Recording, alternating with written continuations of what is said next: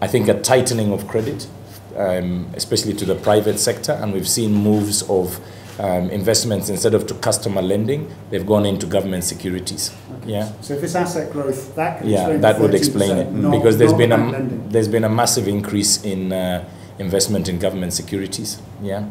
And that is, I guess, triggered by government's appetite to borrow. So you've got this situation where government is trying to borrow, private sector is trying to borrow. That is also drying up some of the credit within the system. The challenge also is there's obviously intense competition for deposits that pushes up obviously your interest expense. I think the challenge that is going to be there is, I don't think it's healthy for the economy to have benign credit growth. My personal view is I think we should be looking at least north of 10% per annum credit growth, because then that encourages companies to invest, to grow, and create jobs. And those jobs obviously give people an ability also to borrow and achieve their ambitions. So we've got this situation already with the interest rate law. Obviously there was discussions around, did it have the intended effect? The statistics are there. There's been research done by World Bank, IMF and others, yeah, which has been shared, I believe, with the central bank. So I guess we'll see the outcome of that. Obviously there was also the indication that after the elections, maybe this would be revisited, I guess now, because we've got a delayed process, in the sense that we have to wait for the presidential election to be run.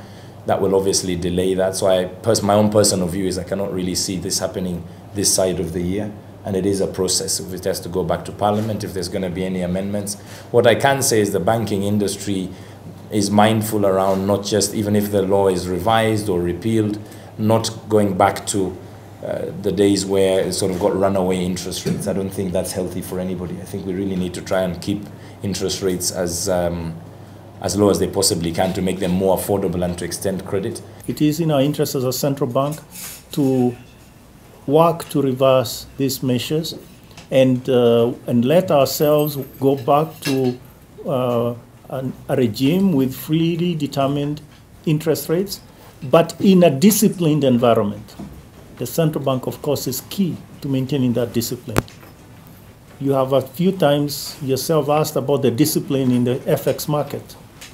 I'm just telling you that in the credit market, you also have indiscipline. And that indiscipline is revealed in some of the actions that you yourself just now alluded to, that led to the introduction of the rates cap.